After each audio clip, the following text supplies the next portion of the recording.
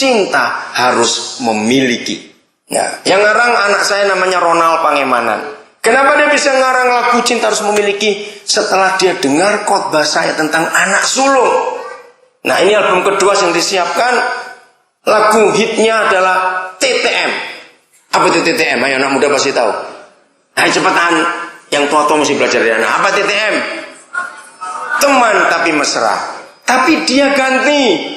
Setelah saya khotbah soal perselingkuhan, saya khotbah soal murninya pernikahan, anak ini nangkap sesuatu. Terus dia ngarang lagu Tak Tenang Mendua. Tetap TTM juga, Tak Tenang Mendua. Jadi liriknya itu menyadarkan selingkuh itu tidak tenang. Punya pacar dua juga tidak tenang. Harus satu saja yang dicintai. Nah, itu lagu-lagunya. Nah, kembali ke cinta harus memiliki. Saudara, begitu lagu ini keluar, Facebookers mulai ribut. Tiap hari ratusan anak muda masukkan, tidak ada yang setuju. Nah, salah satu saat saya terlibat karena Ronald ini tanya, "Pak, tolong jawab yang masalah ini." Akhirnya saya jawab. Saya nggak sadar. Akhirnya saya terlibat dengan Facebook. Nah, saya bukan pengangguran. Aduh, bagaimana ini cara nyetok ini? Sudah terlanjur masuk. Saya bilang, "Papa, beri saya hikmat yang membuat anak-anak muda ini skakmat dan nggak tanya lagi. Saya capek kalau begini." Dan dengar Papa surgawi memberi saya hikmat yang luar biasa.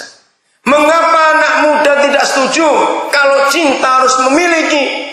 Cinta itu nggak harus memiliki. Kalau bisa ganti-ganti semau dia. Hikmatnya begini, dengar. Saya masukkan di Facebook. Menikah itu tidak sama seperti orang beli sepatu. Dengar baik-baik. Secara fakta, bisa nggak orang beli sepatu titip orang lain dengan angka itu? Tidak bisa. Betul, berapa kali sering salah. Jadi cinta itu nggak sama seperti orang beli sepatu. Coba lihat. Kalau saudara beli sepatu, masuk satu toko, ngapain dulu? Ya ngapain dulu, cepat, lama sekali. Nyoba, nah itu dia. Semua dicobain, oh nggak ada, pindah toko sebelah. Kan tidak harus memiliki, belum beli kok. Masuk toko kedua, nggak ada yang cocok. Masuk toko ketiga, nggak ada yang cocok. Sekian toko di Medan, habis semua jual sepatu. Saudara ke Binjai cari sepatu di sana. Kalau cinta tidak harus memiliki, korbannya pasti cewek-cewek, dicobai dulu balikan. Coba dulu balikan, nggak cocok. Bodoh nggak? Lalu coba jawab, bodoh tidak cewek itu? Maka itu awas engkau cewek-cewek, jangan mau digombali oleh bajul-bajul darat itu tadi. Yang kuat aminnya supaya kalian dengar. Cowok itu nggak ada bekasnya, nggak ada tandanya, dia masih sejaka atau tidak. Kalau gadis ada bekasnya. Maaf saya berkata kasar. Begitu saya masukkan ke Facebook saudara, yang balik luar biasa. Setuju, telat saya bilang. Akhirnya berhenti Facebook itu. Saya didengar anak-anak perempuan, engkau jangan mau dicoba-coba dulu, nggak cocok dikembalikan ke papa mamamu. Goblok kamu. Dengar engkau cowok-cowok. Kejadian 1:28 tidak bisa dilanggar. Kalau pernikahan nggak dipulihkan dan ada seks sebelum menikah, iblis ikut masuk dalam pernikahan itu. Saya ajarkan sedikit saja supaya saudara tahu. Mengapa hampir 90% retaknya rumah tangga itu di kandungan anak pertama, ketika istri hamil anak pertama. Saya waktu meneliti ini saya belum menikah. Logika saya, seharusnya semua pernikahan begitu sadar orang dua ini akan jadi papa mama karena istrinya hamil, kan sukacita bukan bangga akan jadi papa mama. Tapi dalam research penelitian yang saya buat, 88% rumah tangga retaknya waktu istri mengandung anak pertama. Saya bingung, kenapa? Ada sesuatu. Saya cari sampel lagi.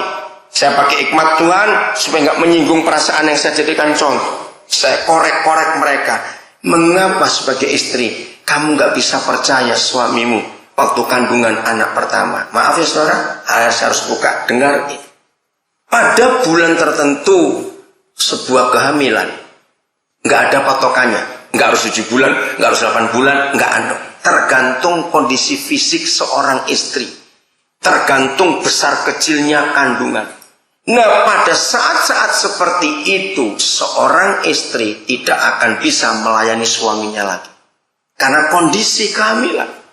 Lagi sekali tidak ada patokannya berapa bulan. Saya mulai heran, kenapa? Nah, mereka ingat waktu pacaran.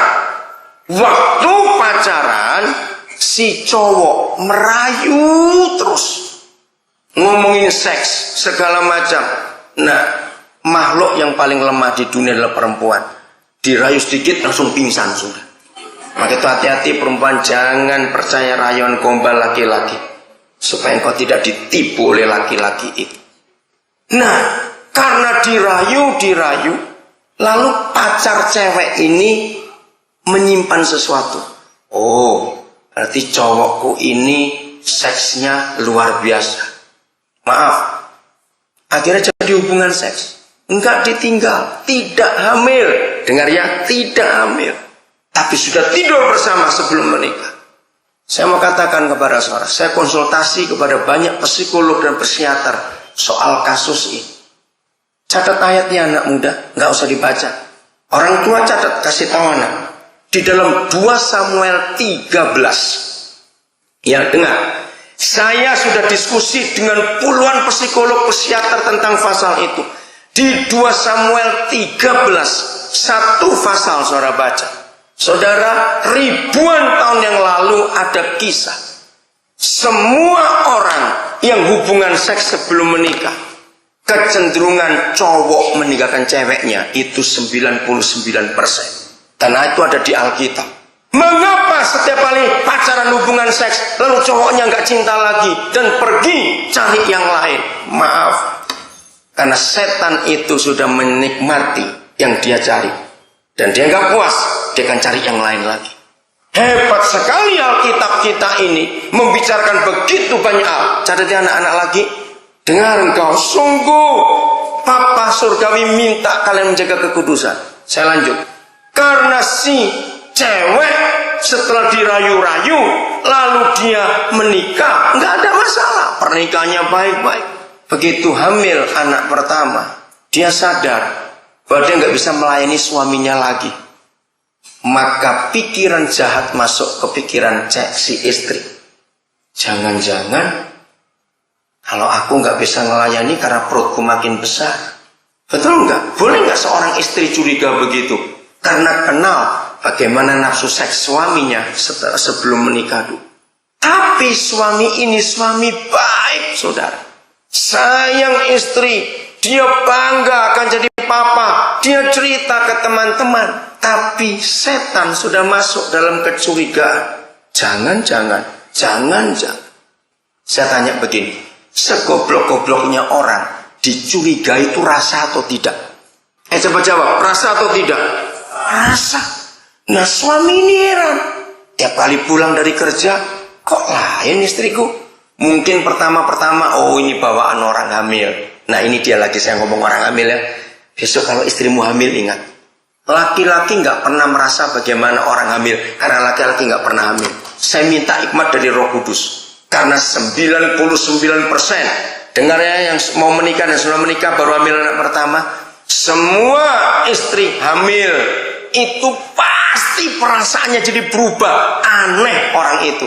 Yang sudah pernah hamil jawab ya atau tidak. Nah, mengapa? Nah, ini seringkali suami nggak pernah ngerti, terus marah-marah. Kamu hamil menyusahkan orang, jam 2 malam bangun minta martabak misalnya begitu. Ada saja yang diminta, aneh-aneh. Begini salah, begitu salah, apa salah? Suami kan capek. Dengarkan kau suami, anak-anak kau cerita, ingat ya apa yang Om katakan hari ini kepada kamu anak-anak. Saya berdoa. Maka itu saudara, apa-apa berdoa tanya Papa di surga. Saya berdoa, Papa beri saya hikmat untuk menolong banyak keluarga supaya kalau istri hamil itu nggak ada masalah. Setiap kali masalah terjadi, 2 orang ini sakit hati, anak yang dalam kandungan jadi korban. Anak itu merasa semua yang dirasa oleh papa mamanya. Yang paling dirasa oleh anak adalah perasaan mamanya. Mama tertekan, anak tertekan. Mama gembira, anak gembira. Maka itu kenapa Alkitab mengajarkan, saudara baca Perjanjian Lama,